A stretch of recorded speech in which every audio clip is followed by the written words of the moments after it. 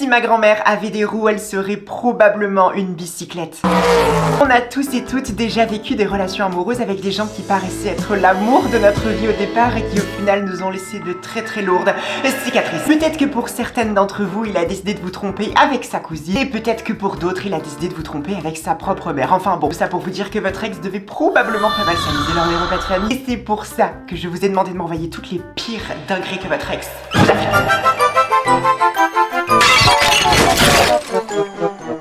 Avant que la vidéo commence, n'oublie pas de mettre un like et bien évidemment quand tu t'abonnes, tu actives la petite cloche et on n'oublie pas aussi de hyper la vidéo. J'ai encore pas mal de séances de psy à payer à cause de mon ex. Donc si vous hypez pas, je vais rester complètement folle.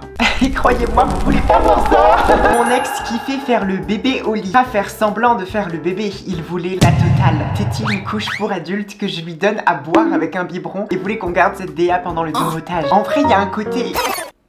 Non, j'allais dire, il y a un côté cute. En fait, il y a rien de cute avec le fait d'être adulte et de se comporter comme un bébé. Il gaune avec des dessins d'animaux qui doro sur Twitter. Bonsoir, Minotaure. J'ai un petit peu du mal avec ça. Enfin, un petit peu. Beaucoup. J'ai beaucoup de mal. J'ai beaucoup de mal. En fait, si jamais ton délire, c'est les animaux...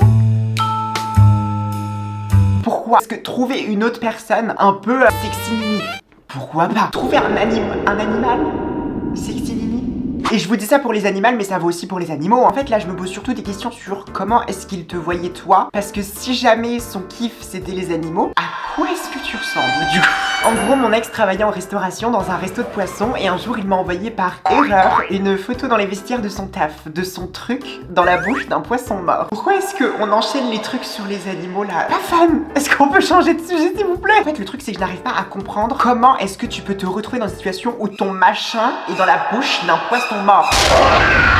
Parce que c'est pas juste par erreur, tu as glissé, tu étais tout nu, le poisson était là, la bouche ouverte. Non, ça n'est pas possible. Ça n'existe pas, ça n'est jamais arrivé dans l'histoire de l'humanité. Ça veut dire qu'il a dû aller chercher le poisson, ramener le poisson dans les vestiaires, déboutonner son pantalon, baisser son froc, prendre son paf, le mettre dans la... Il y a trop d'étapes. À chaque étape, il aurait dû avoir un petit checkpoint. Vous savez, une petite notification en mode genre, est-ce que t'es sûr que tu veux continuer comme ça? Il a emprunté ma règle, je pensais que c'était pour son examen. J'ai trouvé un trait sur 11 cm dessus et elle puait. La fille à la poubelle et le pélo se vantait d'en avoir une grosse alors que la règle ne ment pas. En fait, il y a vraiment deux trucs qui me font extrêmement rire. Déjà, c'est elle puait. En fait, il a rentré la règle où? Pour mesurer quoi? Peut-être qu'il n'a pas mesuré ce que tu pensais qu'il a mesuré, mais peut-être qu'il a mesuré autre chose pour vérifier l'état des lieux, la hauteur sous plafond. Je ne sais pas. C'est le principe de faire un trait à la distance de... En fait, ça bougera plus. Donc, juste souviens-toi-en, quoi. Pas besoin de faire un petit trait. En espérant que peut-être dans 6 mois, avec beaucoup de training et en prenant de la créatine, ça va permettre... Non, juste souviens-toi-en, quoi. Parce que dans tous les cas, ça bougera plus, ma belle. Il m'a abandonné sur le périph' parisien et est parti en voiture parce qu'on s'est disputé parce que le PSG jouait pendant le film au cinéma qu'on allait regarder. If I speak sur les mecs qui aiment le foot. Oh my god! Pour moi, il n'y a aucune différence entre un mec qui aime le foot, une ado de 14 ans qui aime la K-pop. Le même niveau d'obsession, l'exact même niveau de psychiatrie est littéralement atteint, c'est la même chose. Le principe d'acheter du merch, d'acheter des petits trucs que tu vas gigoter pour montrer ton soutien envers ton équipe ou ton groupe préféré, suivre les tendances qui sont créées par ton groupe ou ton équipe préférée, aller les voir dans un stade et que tout le monde se mette à chanter leur amour. Non, c'est la même chose. En plus, si je peux me permettre, au moins dans la K-pop, ça danse. Le foot, c'est 90 minutes juste à courir à droite à gauche. Moi aussi, je peux me mettre à courir partout si jamais tu fous le feu à mes cheveux. Il m'a dit, je serai pas ton chevalier à venir chez toi dès que tu pleures. Il habite à 2 minutes de chez moi. Après, pour sa défense, 2 minutes. Mais si jamais il y a que de la montée, c'est dur. Je pense que tu te mets pas assez à sa place et je pense que tu ne comprends pas assez les souffrances qu'il a de devoir faire 2 minutes de route. 2 minutes, c'est une, deux. Et puis quoi? 3? Non, t'en demandes beaucoup trop. Il m'a supplié par message vocal en miaulant et après il a commencé à faire tous les animaux de la ferme pour me récupérer. En fait, j'adorais savoir ce qui s'est passé dans son cerveau parce que quand il a vu que le chat ça marchait pas, il s'est dit peut-être la chèvre, peut-être le cochon, peut-être le hérisson. Au moins tu vois bien qu'il connaît les animaux de la ferme. C'est vrai que parfois tu peux passer en CE1 sans connaître les animaux de la ferme et c'est comme ça que tu te retrouves en retard. Lui au moins n'est pas en retard. Il m'a demandé de boire sa pisse. Oh mais c'est dégoûtant, mais qui fait ce genre de choses? Je l'ai fait. Peut-être éviter de te faire la bise, ma belle, vu que bon, visiblement ça ne te dérange pas de faire passer des choses originales dans ton gosier. Mon ex voulait absolument se laver avec moi à chaque fois qu'on se voyait. On avait tous les deux 16 ans. Bon, au moins, il était propre. Toujours ça de prix. Ses parents n'étaient pas choqués parce qu'il faisait la même chose. Ok. Là, c'est ce qui me dérange, c'est le fait que tu connaisses cette information alors que c'est le genre de choses que tu ne devrais pas être au courant. Ou alors si je suis plus choquée par le fait que le mec veut faire comme ses parents. Moi, un jour, son grand frère toque à la porte de la salle de bain pendant que j'étais nue avec mon ex. Mon ex ouvre la porte. Pas la porte de la salle de bain, la porte d'entrée, j'espère. Et son frère tape la discussion avec mon ex pendant que je suis nue dans la douche horrifiée. D'un certain côté, la nudité n'est pas tabou. Être nu n'est pas un crime. Après, effectivement, c'est vrai que c'est peut-être pas la meilleure situation de se retrouver à Walp, hein, alors que le frère de ton mec est là. Ouais, si vous voulez prendre des douches avec d'autres gens, tant que le consentement est présent, il n'y a aucun souci. Mais juste évitez de ramener d'autres mondes, évitez de ramener une audience. J'étais avec lui depuis 6 ans, à part chien, tout allait pour le mieux. Un jour, je me balade sur son téléphone plein d'innocence, lorsque que vois-je un message de son meilleur pote nu. Encore une fois, la nudité n'est pas un tabou. C'est tout à fait normal. Je le confronte et il me dit non mais c'est comme ça qu'on fait entre nous avant d'envoyer à nos meufs. Pardon. Pourquoi être en couple avec une meuf si tu peux directement envoyer tes nudes à tes potes? Autant se mettre en couple avec ses potes. Mais. Je laisse couler ce jour-là, puis un mois plus tard, je rentre après une journée épuisante, je vois la voiture de son meilleur pote, je me dis il prépare une surprise pour mon anniversaire comme c'est mignon. Vladi pas que je le vois à poil dans mon lit en train de se fourrer. Oh my god. Il est venu vers moi en pleurant et me suppliant de ne rien dire et de ne pas le quitter. Honnêtement, avec toute la partie on s'envoie des photos tout nus et tout ça, ouais, fallait peut-être éventuellement s'y attendre. Après, il y a beaucoup de mecs qui parfois sont très libres. Et du coup, tu sais pas trop si c'est parce que ah, c'est rigolo, je la biscotte dans les vestiaires. Ou alors si c'est parce que c'est vraiment mon ex m'a demandé de faire un plan à 6 et quand je lui ai dit non, il m'a fait la gueule pendant 2 semaines. Pourquoi 6 c'est très précis quoi. Tant qu'on y est, autant doubler ça. 12, 24, 48. On ramène tout le monde. Pourquoi s'arrêter? Enfin, je veux dire, on était en si bon chemin. Peut-être mon esprit de businesswoman. Moi, je vois toujours plus loin que plus loin. Tu me dis plan à 6, mais plan à 60, plan à 600, plan à 6000, 6 milliards. Toute la planète entière en même temps. Je peux te dire qu'on va faire trembler tout le pays. Avec mon ex, on a regardé 10 millions. Je connais pas ce film.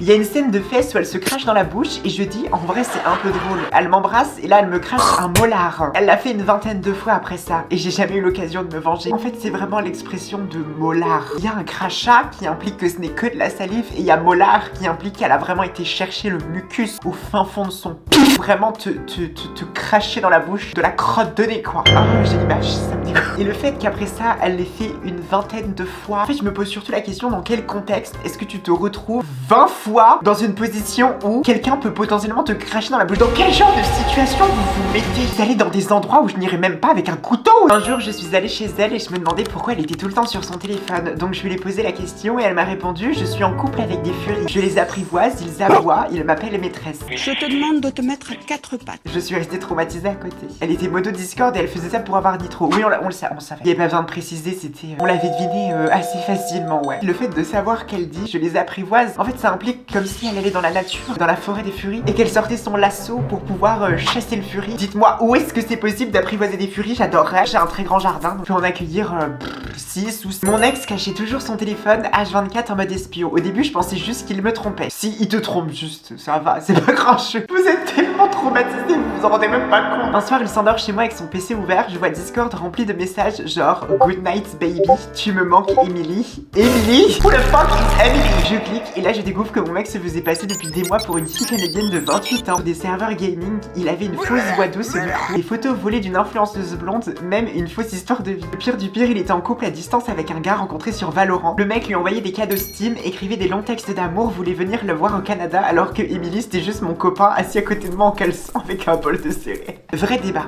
Est-ce que c'est de la tromperie ou pas? Effectivement, c'est pas ton ex qui fait ça, c'est Emily. Mais Emily, c'est ton ex. Il y a un peu une espèce de situation d'alter ego. Est-ce que Emily est une entité en tant que telle? Est-ce que Emily, c'est ton ex? Est-ce qu'il y a un rattachement? Si jamais j'étais juge de la tromperie, je saurais pas quoi faire d'Emily, quoi. Enfin, ton ex. Emily, ton ex. Non, ton ex, pas Emily. Emily, c'est pas ton ex. Emily, c'est... Bon, pour commencer, nous nous sommes rencontrés pour la première fois en convention. Je commence à papoter puisque nous ne connaissons personne ici. Les premières choses qu'elle me sort, c'est qu'elle a de graves troubles mentaux. Je serais douté venant d'une personne qui va en convention. Pardon. J'ai appris plus tard que c'était d'ailleurs faux, mais bon, je pense que c'est pas complètement faux. Hein. Je pense qu'il y a une part de vérité comme sympa l'ambiance pour une première rencontre. Je suis complètement folle. Ok. Voilà. D'accord. Super. Quelques mois plus tard, on se met en couple, tout se passe bien pour le moment à part quelques traits toxiques que je commence peu à peu à remarquer chez elle. Je vous épargne les détails, mes petits soucis, nous étions un couple lesbien mais mon ex était chrétienne. Es-tu lesbienne? Vient le jour de son baptême auquel je suis invitée, tout se passe pour le mieux avant qu'elle me sorte la fameuse phrase « Dommage que tu ne sois pas croyant, c'est nul d'être la seule à pécher entre nous deux. J'aurais bien aimé t'emmener en enfer avec moi. » Ça donne envie de rejoindre. En tout cas, elle a commencé à limite me forcer dans sa religion, me demander de lire la Bible, etc. J'aurais dû fuir à partir de ce moment-là. Spoiler, elle m'a trompé quelques mois plus tard avec un gars alors qu'elle était censée être lesbienne, by the way. La partie où elle te trompe avec un mec, ça peut être excusable si jamais le mec était un twink. Franchement, quand il fait un peu sombre, tu vois pas la différence. C'était avec mon ex, mon premier amour, j'avais 17 ans et lui 18. On est restés ensemble 2 ans et demi. Après quelques mois de relation, il a commencé à me proposer des choses croustillantes. Moi, trop content dans ma tête, je me suis dit, ça c'est un mec qui sait ce qu'il veut. Effectivement, oui, il savait bien ce qu'il voulait. Au moins, vous êtes sur la même longueur d'onde. Ça fait plaisir à voir. Ça, c'est un couple très très sain. Il enlève son boxeur sale et me demande de le sentir et de le mettre dans ma bouche. La base virale VPS a été mise à jour. En me disant, ça fait 3 jours que je le porte en espérant que tu le fasses. Laissez-moi en dehors de cette histoire. J'ai envie de ne pas comprendre. J'accepte et le pire, j'ai honte. J'ai aimé ça. Pas de jugement. Chacun son kiff. Je raccourcis mais il me demande d'autres choses petit à petit comme faire pareil avec ses chaussettes. Non, bah j'y vais. Non, je m'en vais, c'est bon, c'est assez pour moi. Ou lécher ses aisselles. C'est dur. Encore renifler ses bijoux de famille ainsi que son cerveau. En fait, c'est très olfactif. Malgré que je ne sois pas là, j'ai l'impression d'avoir les odeurs. Visiblement, ton ex, toi aussi, vu que tu as visiblement apprécié ça, vous êtes beaucoup dans l'appréciation des bonnes odeurs. Fromage frais, tout ce genre de choses. Il m'a dit qu'il avait un ami imaginaire nommé Covus et qu'il prenait possession de lui. Et que du coup, si c'était un connard, c'était pas de sa faute. Les hommes sont prêts à tout faire, sauf aller voir un psy. Justifié d'agir comme un connard par... Je suis possédée. Il m'a aussi dit qu'il avait tué 5 personnes en me disant, toi tu as jamais connu le sang sur tes mains. 5 kills à 15 ans, c'est bien, non? Quand il dit qu'il a tué 5 personnes, c'est dans un jeu vidéo? Est-ce qu'on devrait appeler la police ou pas? J'étais étudiante infirmière, il m'a demandé de lui faire une prise de sang et de garder le tube. Il s'est avec son propre sang par la suite. En tant que personne qui tombe dans les pommes quand je vois mon propre sang, je sais pas comment tu peux faire ça. En fait, je sais pas comment tu... Oh, ça me dégoûte. Oh, ça me répugne en fait. Attendez, je viens d'avoir l'image. J'ai vraiment Twilight, mes versions, j'ai pas envie de regarder. Même la bande-annonce, je vais pas la regarder non. Tout a commencé alors qu'on s'embrouillait. Mon ex, pour prouver je sais pas quoi, a décidé de faire le bandit. Il m'a lâché sans aucun contexte. Ouais, mais tu sais, j'ai déjà aidé à cacher un corps. Bien évidemment, je suis choquée, mais comme je devais aller en soirée avec une pote, je le laisse et je vais avec ma pote parce que je préfère oublier l'info et boire des bières. J'en parle à ma pote et elle me dit que c'est grave et qu'il faut qu'on essaye de comprendre ce qui s'est passé. On flippe, on voulait enquêter et tout. On pensait que maintenant qu'on était au courant de la situation, on était des complices du crime. Du coup, après réflexion, j'ai fini par lui demander ce qu'il voulait dire par là. Le mec commence à bégayer et tout, il me dit que j'ai mal compris ce qu'il m'a dit. Je lui dis que j'ai super bien compris. Elle a pas bien compris, elle a super bien compris. Il devait arrêter de me prendre pour une débile. Et de là, il m'explique non, en fait, il traîne sur des groupes Telegram louches. Est-ce que ça existe des groupes Telegram pas louches?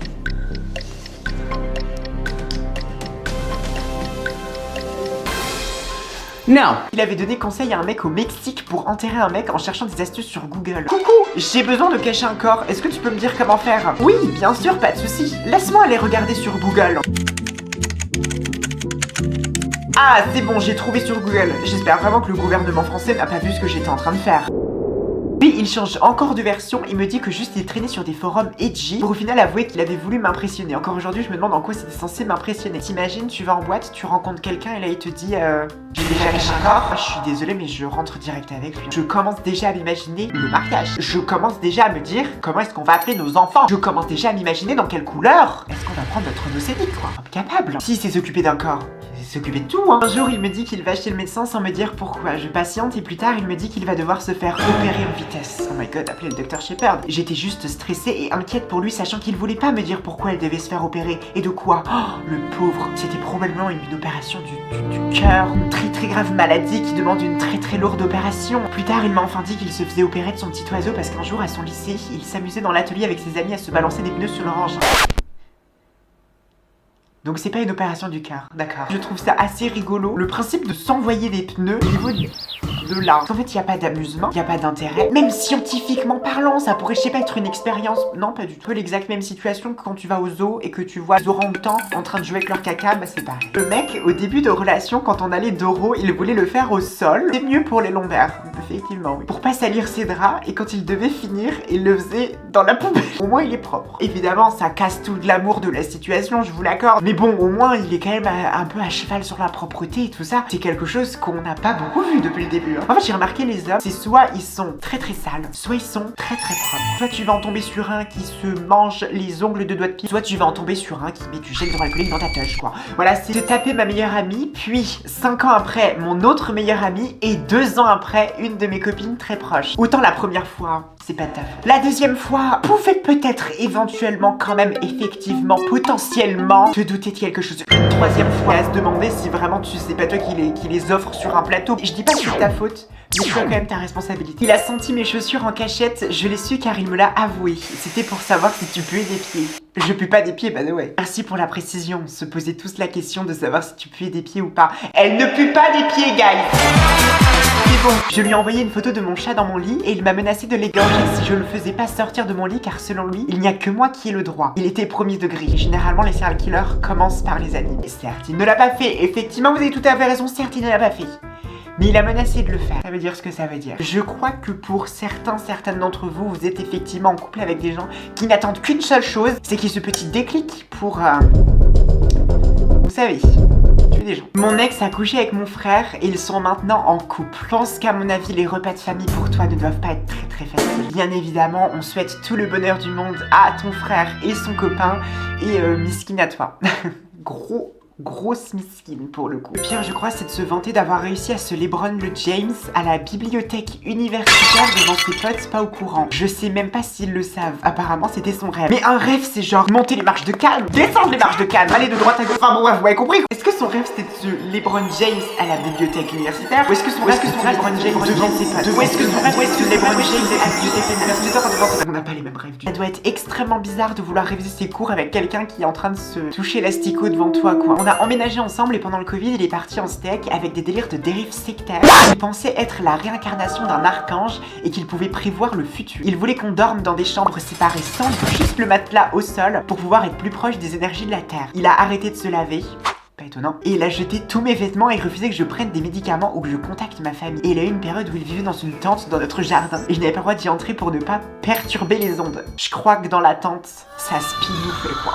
Je peux pas casser son délire d'ondes, d'archanges, énergie de la terre. Ouais, je pense juste qu'il allait dans la tente pour se pinouffer un max quoi. Le Covid, ça a été une période relativement compliquée pour tout le monde. Donc je peux comprendre qu'il ait agi de cette manière. Après, c'est sûr que oui, il fallait pas qu'il t'emmène dans son délire quoi. Si jamais il veut dormir par terre pour être plus proche des énergies de la terre, y a pas de souci, mais je vois pas pourquoi est-ce qu'il te force toi à le faire. Parce que toi, t'es pas un archange. Toi, tu prévois pas le futur. On s'en fout de tes énergies, genre. Il voulait absolument me toucher quand on était dans la voiture de ses parents, avec ses parents et son frère. Toucher la main, je pense, ou te caresser délicatement la joue. Et un autre, bien sûr. Ma vidéo, c'est moi qui choisis. D'accord?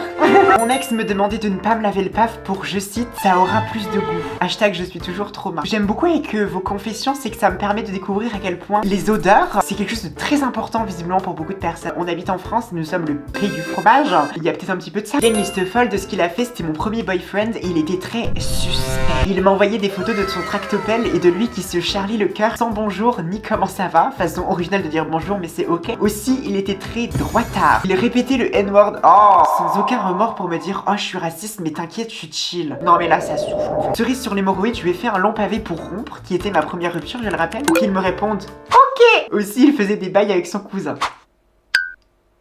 Mon ex m'a trompé avec sa cousine et aujourd'hui ils sont encore ensemble. En même temps ils doivent se voir tous les dimanches sur repas de famille donc ils ont intérêt de rester ensemble hein. Il disait aussi qu'il voulait coucher avec plein de filles parce que c'est un homme. Il se lavait rarement aussi car je cite les femmes adorent l'odeur pure des hommes. Frérot mets un coup de fébreze s'il te plaît. J'adore c'est que dans son cerveau l'odeur pure des hommes c'est la puanteur. Eux-mêmes n'essayent pas de se défendre, ça rame même pas quoi. Kayak est vraiment mais ça bouge un peu parce qu'il y a du vent mais ça va pas plus loin que ça hein. Regardez un film dans mon lit au début de la relation et à un moment donné, mon regard tombe vers son pantalon. Promis, c'était pas intentionnel. Ouais, on va te croire parce qu'on t'aime bien, mais bon. Je vois une bosse à l'endroit où vous pensez. Au niveau du genou, il s'était peut-être fait mal au genou, je pense. Je sais qu'en soi, ça se contrôle pas. Tard, alors que j'étais plongée dans le film, je le vois prendre mon doudou préféré et le presser contre son paf en pensant que je voyais.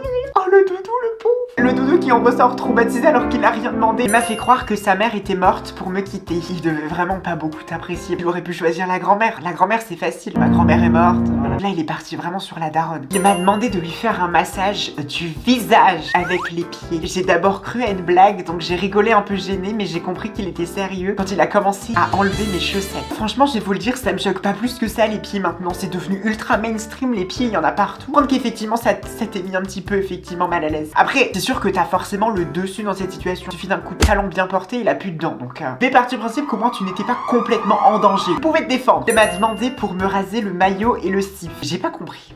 Est-ce qu'il t'a demandé de te raser le maillot et le sif ou est-ce qu'il t'a demandé de lui te raser le maillot et le sif? Dans tous les cas, free the bush. Un de mes ex a décidé que le liquide vaisselle ferait un bon lubrifiant. Pas celui au citron vert, par pitié. Fun fact, ça fait pas péter des bulles, ça brûle. Le liquide vaisselle, il y a vaisselle dedans pour une raison. Parce que c'est pour la vaisselle. Votre touch n'est pas une toile anti-adhésive, tes fans. Je n'ose imaginer l'état de la petite grotte, quoi. Vous doit être sacrément propre. Peut-être un petit peu trop propre. Et on va partir sur une petite dernière pas trop traumatisante parce que cette vidéo commence à me fatiguer un petit peu. Quand j'allais dormir chez lui, il vérifiait derrière moi que je tire bien la chasse après les toilettes car ses parents ne voulaient pas de traces de pneus. Le fait qu'ils disent mes parents veulent pas de traces de pneus, ça implique que d'autres parents veulent des traces de pneus. Personne ne veut de traces de pneus, je crois. Ou en tout cas, j'ai jamais rencontré quelqu'un qui voulait des traces de pneus. J'étais surprise et je ne comprenais pas pourquoi elle insistait aussi souvent quand j'allais faire ma crotte. Parce que tu lui disais quand elle allait faire... Moi, non mais je vais arrêter de poser des questions parce que je suis trop curieuse, j'ai l'impression. Jusqu'au jour où son père m'a accusé d'avoir laissé une trace, mais ce n'était pas une simple trace, c'était tout un morceau pur qui ne voulait pas se décrocher des toilettes. J'ai compris pourquoi ses parents étaient aussi préoccupés par le caca. Comment tu le racontes, j'ai l'impression que les parents de ton ex, les seuls trucs qui les obsèdent, ils n'ont pas de travail, ils ont pas d'amis, ils ont pas de famille, rien du tout. Tout ce qu'ils ont dans leur vie, des traces de pneus dans les chiottes, c'est tout. Au final, c'était lui, mon ex, et il m'a avoué qu'il avait juste la flemme de tirer la chaise 2 fois ou de nettoyer. Après ça, on a vécu un peu ensemble dans son appart étudiant, il y avait toujours un étron flottant dans les chiottes. Écrit sur les murs le nom de ceux qu'on aime, des messages. Toutes ces magnifiques petites confessions m'ont fait me rendre compte d'une chose, c'est que vous ne savez vraiment pas choisir vos ex. Va falloir commencer à augmenter un petit peu ces critères parce que ça devient extrêmement flippant là pour le coup. Bon, vous inquiétez pas, je ne vous en veux pas tant que ça, je pense que c'est un rituel de passage obligé pour tout le monde d'avoir au moins un ex qui te fait te remettre en question sur mais qu'est-ce que la vie? Qui suis-je? Où suis-je? Et où vais-je? J'espère que cette vidéo vous aura plu, qu'elle vous aura amplement diverti et que ça vous aura peut-être permis de relativiser que ça va, vos ex ne sont pas pires que ça. Il y a les gens de cette vidéo aussi. On se retrouve très vite dans une prochaine vidéo et j'espère que d'ici là, Sainte-Anne aura enfin de la place pour vous. Enfin, Sainte-Anne, je pense qu'on devrait directement passer à Bargerville parce que vu le level...